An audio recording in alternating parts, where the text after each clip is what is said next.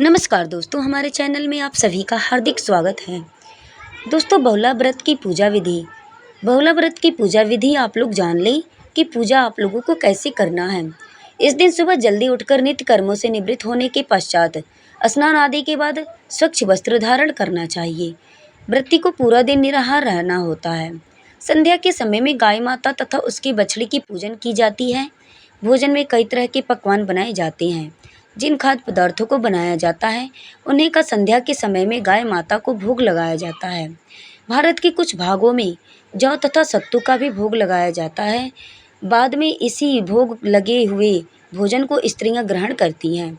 इस दिन गाय तथा सिंह की मिट्टी की मूर्ति का पूजन किया जाता है। संध्या के समय पूरे विधि विधान से व्रत का प्रथम पूजनीय भगवान गणेश जी की पूजा की जाती है। रात्रि में चंद्रमा के उदय होने पर उन्हें अर्घ्य दिया जाता है। कई स्थानों पर शंख में दूध, सुपारी, गंध तथा अक्षत चावल में भगवान श्री गणेश और चतुर्थी तिथि को भी अर्घ्य दिया जाता है। इस प्रकार इस संकट चतुर्थी का पालन जो भी व्यक्ति करता है उसकी सभी मनोकामनाएं पूर्ण होती हैं। व्यक्ति को मानसिक तथा शारीरिक कष्टों से छुटकारा मिलता है। जो व्यक्ति संतान के लिए व्रत नहीं रखते हैं उन्हें संकट, विघ्न तथा सभी प्रकार की बाधाएं दूर करने के लिए इस व्रत को अवश्य करना चाहिए। साथ दोस्तों, बहुला व्रत अपने भाई की लंबी उम्र की कामना के लिए भी किया जाता है। अर्थात बहनें अपनी भाई की लंबी उम्र की व्रत करने के बाद लंबी उम्र की कामनाएं करती हैं। और दोस्तों, हम आपको बता दें कि बहुला व्रत अधिकतर कुंवारी कन्याएं करती हैं। मतलब जिनकी शादी नहीं हुई होती है वो अपने भाई के लिए ये व्रत करती हैं।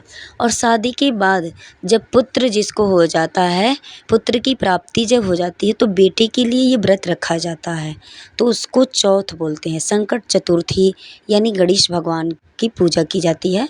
और शाम को चंद्रमा के मतलब दिखाई देने के बाद से उनको अर्घ्य दिया जाता है।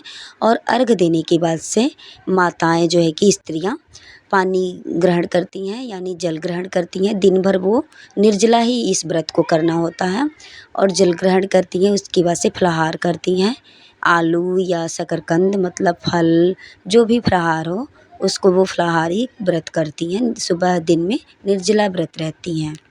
और दोस्तों, जो लड़कियां मतलब कन्याएं बहुला व्रत करती हैं वो दिन में निर्जला रहती हैं यानी पानी नहीं पीना है इस व्रत में। शाम के टाइम पर यानी मीठा भोजन बना करके गौ माता को खिला करके उसके बाद से पानी, जल और भोजन ग्रहण करना चाहिए। ये व्रत मतलब निर्जला व्रत होता है संकट चतुर्थी का। और बहुला व्रत, ये दोनों निर्जला व्रत किया जाता है। तो दोस्तों, इस व्रत को चौथ व्रत भी बोला जाता है जो अपने पुत्र की लंबी आयु के लिए रखा जाता है। तो दोस्तों, हम आपको बता दें कि बहुला व्रत यानी चौथ व्रत भाद्रपद यानी भादो मास चतुर्मास के कृष्ण पक्ष की संकष्टी चतुर्थी के दिन इस व्रत को मनाया जाता है। इस बार बहुला व्रत चतुर्थी का व्रत 3 सितंबर 2023 को रखा जाएगा।